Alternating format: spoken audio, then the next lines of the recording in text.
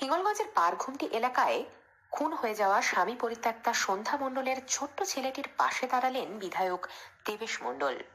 গত মঙ্গলবার হিঙ্গলগঞ্জের পারঘুমটি এলাকায় দুষ্কৃতীদের হাতে খুন হয়েছেন স্বামী পরিত্যক্তা সন্ধ্যা মণ্ডল নামে এক পরিচালিকা।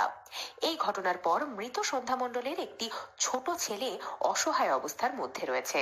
এই ঘটনার কথা জানতে পেরে শনিবার ওই ছোট্ট ছেলের পাশে দাঁড়ান হিঙ্গলগঞ্জ বিধানসভার বিধায়ক দেবেশ মণ্ডল।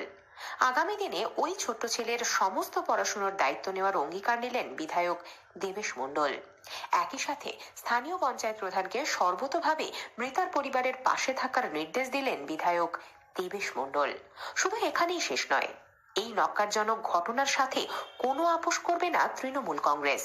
দোষীদের উপযুক্ত শাস্তির জন্য প্রশাসনকে ব্যবস্থা নিতে বলা হয়েছে বলে জানান বিধায়ক দেবেশ মণ্ডল। এদিন সাংবাদিকদের মুখোমুখি হয়ে কি বললেন দেবেশ মণ্ডল, শুনুন। মনে করবেন আপনাদের পরিবারের একজন বা এরকম মানুষের পাশে দাঁড়াতে হয়, এই বোধে আসছি। এরকম সময় সবাই থাকে। আপনারা যে অসহায় বোধ করেছেন, অভাব মানে কি, আমার কোনো কাগজপত্র দরকার, আনকমপ্লিট, আমার আমি তো আপনাদের জানাই, আমি কিছু বলি দরকার না। এই যে পার্টি তাকে সত্যিকারের শিক্ষা দীক্ষায় উঠে যাওয়ার ব্যাপারে আমরা দায়িত্ব নিচ্ছি। দেখুন, একটা পরিবারকে দেখে তো বোঝা যায় যে একজন বৃদ্ধ পিতা আছেন, তিনি অসহায়, তার রোগগ্রস্ত অবস্থাতে তিনি আছেন চিকিৎসাধীন। সেই পরিবারের আর্থিক অবস্থার স্বচ্ছন্দতা নেই। যে মেয়েটা মারা গেছে সে এমনিতে স্বামী পরিত্যক্তা ছিল, তারপরেও সে তার জীবনযাত্রায় তার আচরণের কার্যকারিতায় সমাজের একটা স্বীকৃতি আছে। সে অনেকের কাছে খুব ভালোবাসার এবং আদরের, এটা খুব ফুটে উঠছে সমাজে। প্রত্যেকেই তাকে যারা চেনে জানে, সবাই কিন্তু তার গুণের সমাদর করছে, তার কার্যকারিতার সমাদর করছে।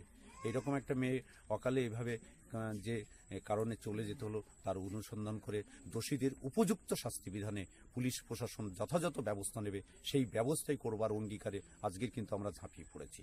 এবং ছেলেটার প্রতি আমাদের যে কর্তব্য, সেটা মনে হয় না আমরা কোনোদিন সেই তার অপূরণীয় যে ক্ষতি সেটা পূরণ করতে পারবো। কিন্তু আগামী দিনে যা তার বেড়ে ওঠার ক্ষেত্রে যে সমস্ত পথগুলো অতিক্রম করতে হবে, সেই অতিক্রান্ত পথে তাকে যেন কোনো বাধার সম্মুখীন না হয়, সেই জায়গাটা দূরীকরণে আমাদের একটা অঙ্গীকার নিতে হচ্ছে। আমরা এই পরিবারের পাশে আছি।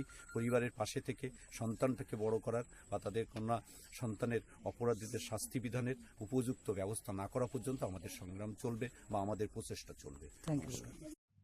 এবারে শুনে নেওয়া যাক মৃতা সন্ধ্যা মণ্ডলের মায়ের বক্তব্য কি। আমার মেয়ের যারা মেরেছে এইভাবে, তাদের আমি শাস্তি চাই। আমার মেয়েকে যারা এইভাবে নির্মম পশুর মতো পাশবিক অত্যাচার করে মেরেছে, তাদের আমি শাস্তি চাই।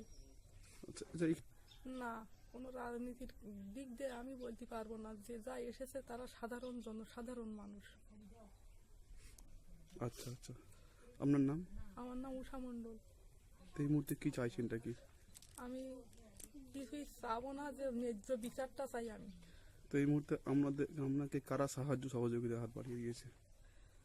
সাহায্যের হাত বাড়িয়ে দিয়েছে পার্টির তরফ থেকেই হোক আর যে তরফ থেকে হোক, আমি তো জানি না।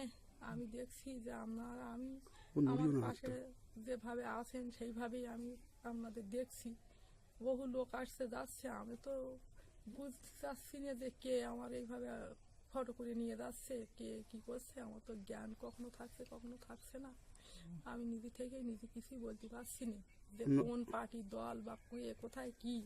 তবে আমার এখানে এসেছিল আমাদের